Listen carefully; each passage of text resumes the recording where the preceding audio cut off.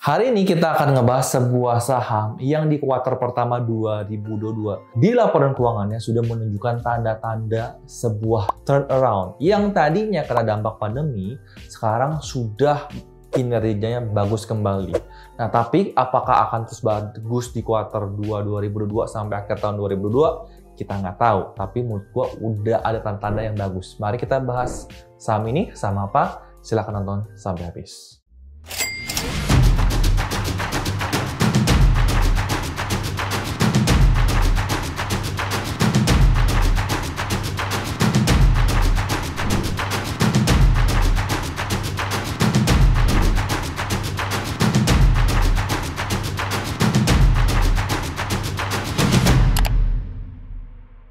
Halo semua, ketemu lagi bersama saya Yusuf Arifin Yusuf. Bagi kalian yang baru pertama kali main ke channel ini, di channel ini saya bisa sharing tentang pasar saham, tentang investasi, tentang bisnis, maupun seputar tentang properti. Dan hari ini kita akan ngebuat sebuah saham yang menjual minuman keras. Saham apa itu? Kita langsung aja ke layar monitor. Let's go. Saham hari ini kita bahas adalah saham MLBI, ya, Multi Bintang Indonesia. Dari kata-kata bintangnya aja ini udah kasih kode, itu adalah saham yang menjual bir bintang atau dengan brand lain itu Heineken. Ya, saya sendiri bukan pecinta minuman keras, cuman saya cukup tahu dengan brand ini dan saya rasa brand ini cukup menjadi brand yang cukup unggul di kategori minuman keras atau kategori bir. Dan pertama-tama kita ingin lihat dulu apakah neraca perusahaan ini sehat, arus kasnya seperti apa, baru kita ke laporan keuangannya. Oke, kita pertama-tama melihat terlebih dahulu kasnya. Di sini ada kas 868 miliar. Lalu dia punya hutang bank jangka pendek sekitar 301 miliar dan tidak punya hutang bank jangka panjang. Jadi menurut saya secara neraca perusahaan ini cukup bagus, artinya ya nggak mungkin bangkrut ya sebenarnya, karena hutangnya cukup kecil. Nah, kedua, kita bisa lihat dari cash from operation, yaitu positif 1,15 triliun. Dan kita juga bisa lihat ya, di free cash flow ini, trailing 12 month-nya juga cukup bagus, positif. Jadi menurut saya, arus cashnya juga bagus. Penjualnya bisa dihasilkan menjadi cash, bukan menjadi piutang. Berikutnya di sini adalah sebuah angka yang pertama-tama lumayan mencolok bagi saya. Itu kenapa? Yaitu perusahaan ini di tahun 2020 kuartal pertama ya, dia laba bersihnya itu net profitnya 140 miliar. Tapi gara-gara pandemi pas ini ya di kuartal 2 2020 langsung jadi minus 77 miliar. Tapi ya walaupun setelah itu ya kita bisa kuartal 3, kuartal 4 masih positif ya, nggak sampai minus walaupun kita tahu net bersih laba bersihnya berkurang. Kita lihat ya, total laba bersih tahun 2020 itu hanya 286 miliar. Dan di 2021 kita bisa lihat ya, kuartal pertama ada perbaikan, kuartal kedua juga ada perbaikan, kuartal ketiga juga perbaikan, kuartal 4 1 tahun full ada perbaikan. Jadi total laba bersihnya 666 miliar. Kita bisa lihat di kuartal pertama 2022 ya, laba bersihnya dari 149 miliar naik menjadi 202 miliar. Pertanyaannya saya, sebelum pandemi, kuartal pertama 2019 itu berapa? Kalau ternyata laba bersihnya di bawah 202 miliar, artinya ini sangat menarik sekali. Tapi kalau ternyata ya tahun 2019 udah 300 miliar, ya sebenarnya sekarang belum balik ke sebelum pandemi. Oleh karena itu kita harus baik lagi ke laporan keuangannya yang di tahun 2019 bahkan ke lebih belakangnya. Oke, sekarang kita bandingkan kuartal pertama 2022 dengan kuartal pertama 2019 ke belakang. Ya, kita bisa lihat ya, ini total penjualan dia baru 674.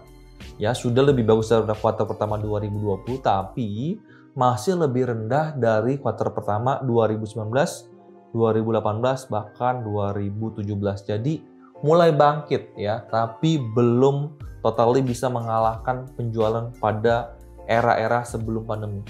Nah, kita lihat di laba bersihnya ya, sudah mulai kelihatan juga ya. 2019 itu di 240 miliar, sekarang udah kelihatan dari 100 miliar menjadi sekitar 202 miliar. Jadi inilah sebuah pertanda bagus. Oleh karena itu saya bilang ini adalah pertanda turnaround ya, pertanda. Tapi apakah nanti bisa melebihi itu kita nggak tahu. Nah, pertanyaannya, apakah saham ini menarik? Ya, kita pengen lihat dulu harga di tahun 2019 ke belakang, harga MLBI itu dijual berapa. Oke, sekarang kita ke chart ya. Kita ingin mengetahui aja harganya itu berapa sih. Nah, kalau kita lihat pendapatannya atau penjualan 674 miliar itu kurang lebih itu di daerah 2013. Jadi kita lihat harga tahun 2013 berapa sih? Harga tahun 2013 ada di sebelah sini, itu mirip-mirip dengan harga sekarang ya. Itu sekitar 8.000 sampai 9.000-an. Ya, dan saat penjualannya naik, kita bisa lihat ya, itu ada di 2018-2019. Bisa sampai ya 16.000, bahkan tertinggi ini kurang lebih sampai 20.000.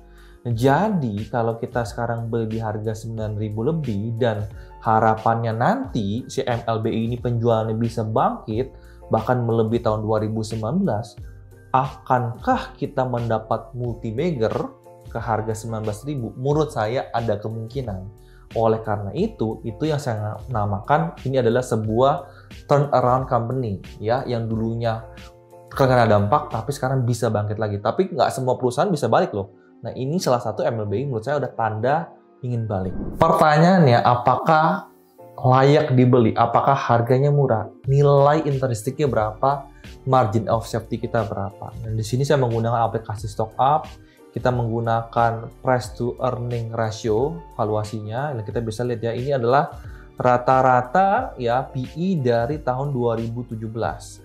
Oleh karena itu kita bisa mendapatkan margin of safety kurang lebih sekitar 15,88%. Ya, karena sekarang PE sekarang ini kurang lebih di 10,96 kali dan rata-rata PE-nya itu sekitar 32 kali.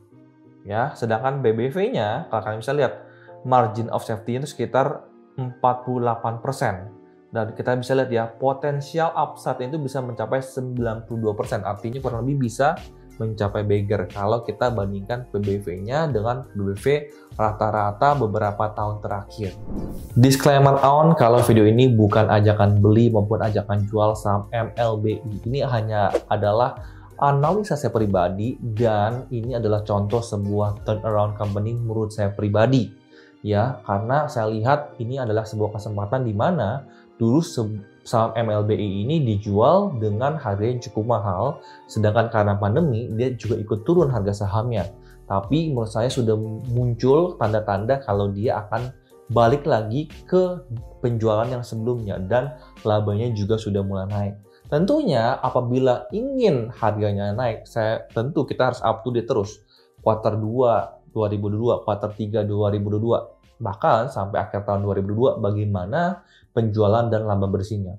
Kalau ternyata di tengah-tengah penjualnya menurun, ya kita jual aja. Berarti nggak ada tanda-tanda kelanjutan untuk turnaround company. Tapi kalau ternyata terus bisa meningkat, menurut saya kita bisa terus keep sampai ke harga intrinstiknya. Saya sendiri juga baru masuk ke saham MLBI ini dengan porsi yang cukup kecil dan sedang floating profit tidak terlalu banyak, hanya sekitar 3% saja. Oleh karena itu, saya juga tentu menunggu story daripada MLBI ini, bagaimana kinerja laporan keuangannya. BTW, menurut saya adalah hal yang bagus di mana kita bisa lihat Singapura, Malaysia, Thailand di awal bulan Mei, mereka di lapangan terbuka, mereka sudah boleh membebaskan rakyatnya untuk buka masker, dan diikuti juga dengan Indonesia di kurang lebih di akhir Mei ini. Sekarang di lapangan terbuka, ruangan terbuka, kita sudah bisa buka masker. Tentu dalam ruangan tertutup kita masih harus pakai masker.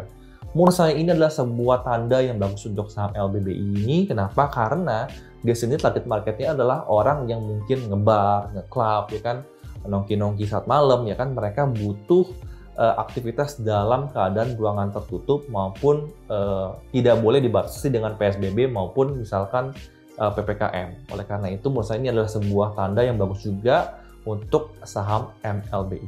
Tentunya ini karena saham yang menjual minuman keras tentu adalah bukan saham syariah. Jadi bagi mungkin kalian yang muslim, saham ini mungkin kurang cocok buat kalian juga. Oke, mudah-mudahan video ini bisa bermanfaat buat kalian. Apabila kalian suka video ini, silahkan support saya dengan tekan tombol like, tekan tombol subscribe, lonceng tekan agar apabila saya keluar video baru, kalian bisa langsung ternotifikasi. Main juga ke Instagram saya karena saya hampir setiap hari update tentang bikin video reels. Saya menjadi pelawak saham di situ. Kalian bisa lihat saya bikin video yang menurut saya sedikit lebih berbeda dengan yang lain. Mudah-mudahan bisa bermanfaat juga buat kalian. Sampai ketemu di video berikutnya. Salam cuan dan bye-bye.